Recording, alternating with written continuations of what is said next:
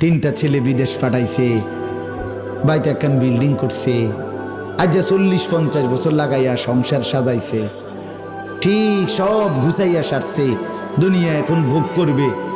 মালাকুল মউত আইসা কইছে, চাচা যাওনের টাইম হইছে।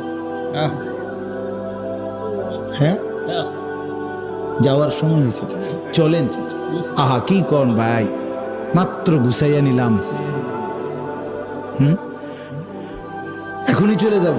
ফেরেশতা বলে, আল্লাহ যে বলছে এখনই নিয়ে যেতে।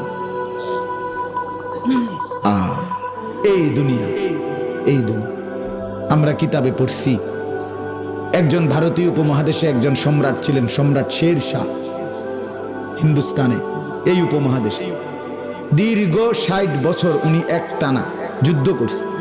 যুদ্ধ করতে করতে একটা অঞ্চল বিজয় করে করে করতে করতে এক সময় দিল্লির বাদশাহ হয়েছে, পুরো উপমহাদেশের সবচেয়ে বড়। তখন দিল্লির বাদশাহ হওয়ার পর উনি একদিন আফসুস করে বলতেছিলেন দিল্লির বাদশাহীর বস্তদের, হায় দীর্ঘ 60-65 বছরের অব্যাহত যুদ্ধ লড়াই সংগ্রামের পরে দিল্লির হুকুমত যখন আমাকে ধরা দিল, আমার জীবনে যখন বাদশাহীর সূর্য উঠল, তখন আমার হায়াতের সূর্য ডুবতে শুরু করল।